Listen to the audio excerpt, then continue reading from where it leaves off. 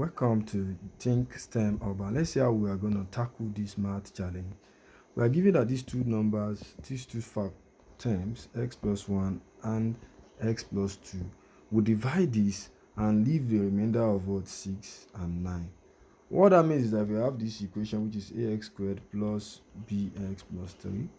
If I set the zeros above this one, the first one is 0, so my x is minus 1. That is, if I plug minus 1 here, had I made this is a factor, it would have given me 0.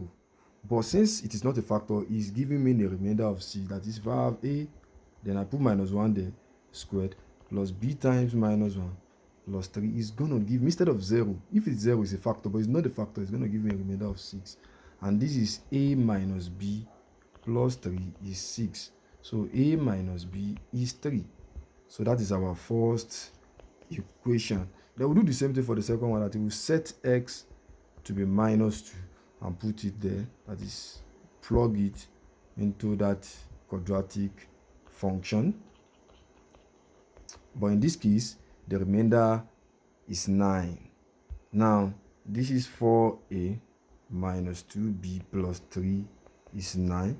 And that is 4a minus 2b is equals to 6. That is 2a minus b is equals to 3. I've simplified that for that. So let me bring down the first equation, which is a minus b is 3.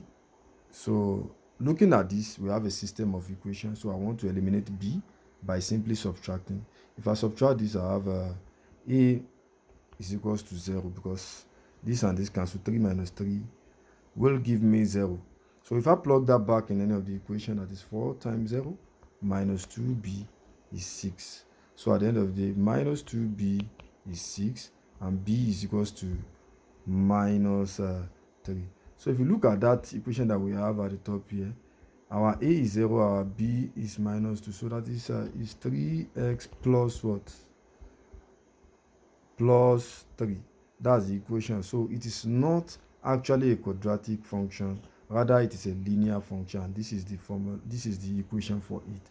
So that's the end to this particular question. Don't forget to like, share, comment and subscribe.